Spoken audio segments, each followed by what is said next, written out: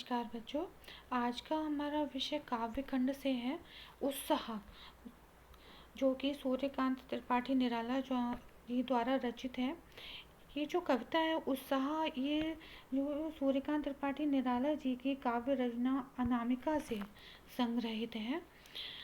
बच्चों, ये एक छायावादी कवि थे और इनका जन्म बंगाल के मेहसा दल में सन 1899 में हुआ था। मूल रूप से गढ़ा कोला उन्नाव जिले के रहने वाले थे, जो कि उत्तर प्रदेश में है।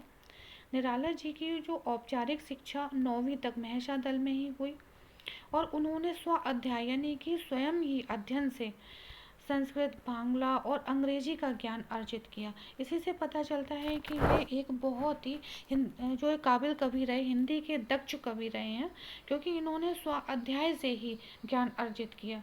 वे संगीत और दर्शन शास्त्र के भी गहरे अध्येता थे, यानी कि बहुत अध्ययन उन्होंने किया था, बहुत डीपली अध्ययन किया था, गहरा अध्ययन किया था। रामकृष्ण परमहंस और विवेकानंद की विचारधारा ने उन पर विशेष प्रभाव डाला, यानी कि जब वो रामकृष्ण परमहंस और विवेकानंद के संपर्क में आए, तब से उनके विचार काफ़ी बदल गए। निराला जी का पारिवारिक जीवन दुखों और संघर्षों से भरा था।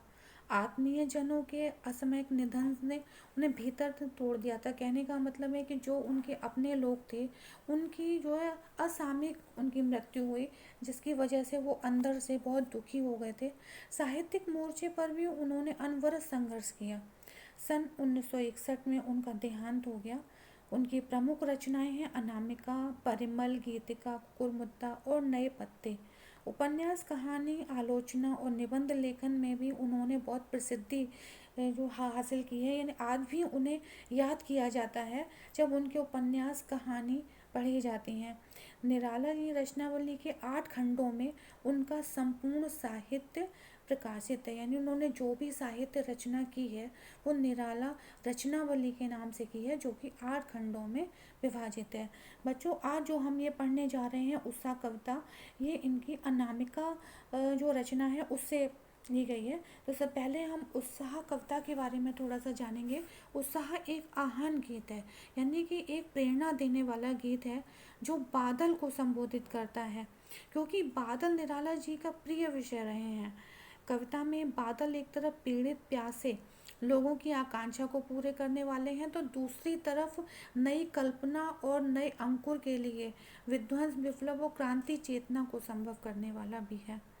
कवि जीवन को व्यापक और समग्र दृष्टि से देखता है। कवि में ललित कल्पना और क्रांति चेतना दोनों हैं, यानी जो ये कविता है उत्साह, इसमें जो है सुंदर कविता भी है, मतलब सुंदर कल्पना जो की है बादलों को देख के वो भी है, और लोगों को क्रांति का संदेश भी दे रही है। सामाजिक क्रांति या बदलाव में साहित्य की भूमिका महत्वपूर्ण होती है। निराला जी इसे नवजीवन और नूतन कविता के संदर्भों में देखते हैं। यानी ये जो कविता है उत्साह, इसमें निराला जी ने एक नए जीवन और नई कविता के संदर्भ में देखा है। बच्चों, अब हम पढ़ते हैं उत्साह कविता, जो कि एक छायावादी कविता है। इसमें बादलों के माध्यम से मानव के उत्साह का वर्णन हुआ है।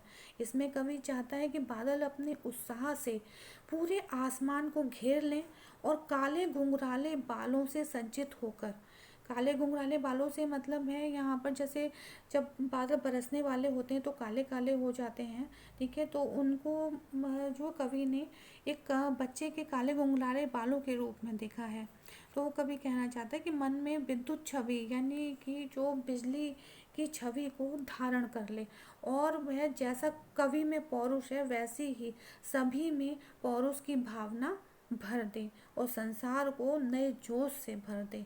वह ताप और पीड़ा से व्यथित जो संसार है उस पर अपने शीतल जल की वर्षा करके गरज गरज कर अपना उत्साह प्रकट करे। बच्चों, इस कविता के माध्यम से हम ये पढ़ेंगे। अब पढ़ते हैं इसका भावार्थ। बादल कर जो घेर घेर घोर गगन धाराधर ओ, ठीक है।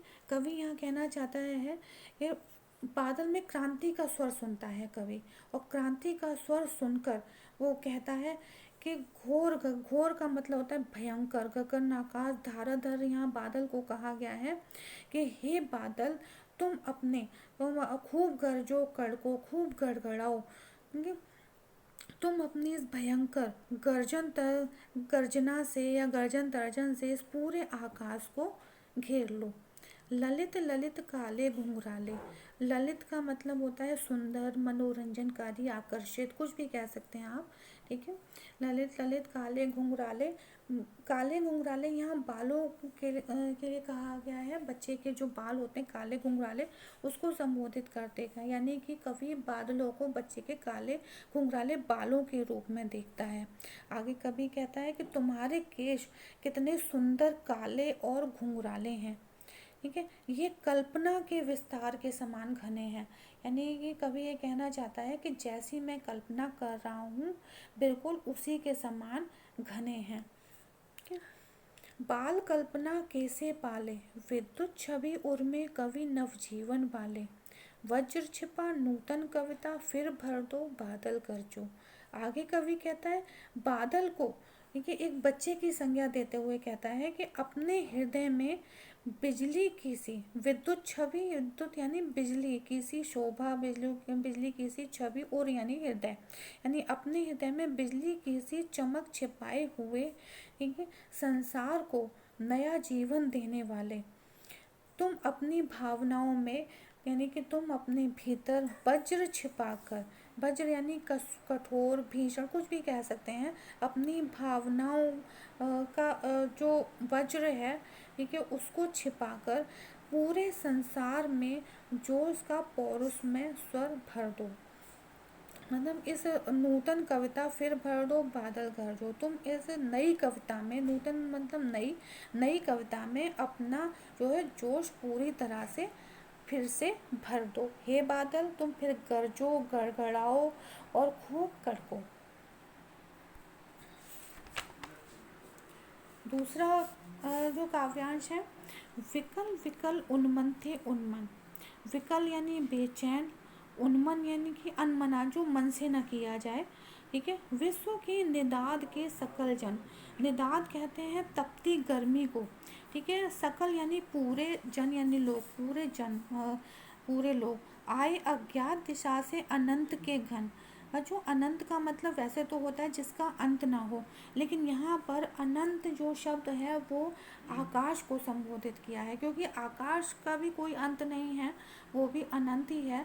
तो अगर आप इसका अर्थ पूछेंगे तो अर्थ होगा जिसका अंत ना हो, लेकिन यहाँ पर जो अनंत शब्द प्रयोग हुआ है वो आकाश के लिए प्रयोग हुआ है। तप्त धरा यानी तपती हुई धरती, जल से फिर शीतल कर दो बादल गरजो। कवि कहता है कि चारों ओर बेचैनी थी, बहुत व्याकुलता थी, हर आदमी परेशान था, लोगों के मन उचड़े हुए थे यानी अनमने थे। ठीक है। विश्व के निदाद के सकल जन यानी विश्व के सभी लोग इस भीषण गर्मी के कारण बहुत दुखी थे। ठीक है। आए अज्ञात दिशा से अनंत के घन, तब न जाने आकाश की किस अनजान दिशा से ये बादल चले आए। ठीक है। कभी बादलों का आह्वान करते हुए कहता है, यानी बादलों को जो है प्रेरित करते हुए ये कहता है, बादलों तुम खूब बरसो और गर्मी से झुलसे लोगों को, यानी झुलसे लोगों को और इस तप्त धरा को, ये जो तपती हुई धरती है इसमें इसको, और जो गर्मी से लोग झुलस चुके हैं उससे उनको अपने जल से शीतल कर दो, उन्हें ठंडक पहुंचाओ, खूब गरजो। बच्चों, इस जो काव्यांश का जो सांकेतिक अर्थ है वो इस तरह होगा कि संसार में चारों ओर हिंसा थी, कष्ट थे, दुख थे, और लोग बड़ा परेशान थे, लोग अनमने थे, यानी उनका मन नहीं कर रहा था, मतलब इस तरह के माहौल में वो अपना जीवन यापन करें। तब न जाने कौन छाया सा बनकर आया और उसने दुख से पीड़े से पूरी धरती के लिए कल्याण और मंगल की वर्षा वो कर गया। ठीक है। कवि बादलों से यही प्रार्थना करता है कि हे बादल तुम खूब गरजो, बरसो और धरती पर ये दुख से पीड़ित जो लोग हैं उनको सुख प्रदान करो। बच्चों, ये कविता आपको समझ में आ गई होगी अच्छी तरह से। ठीक है।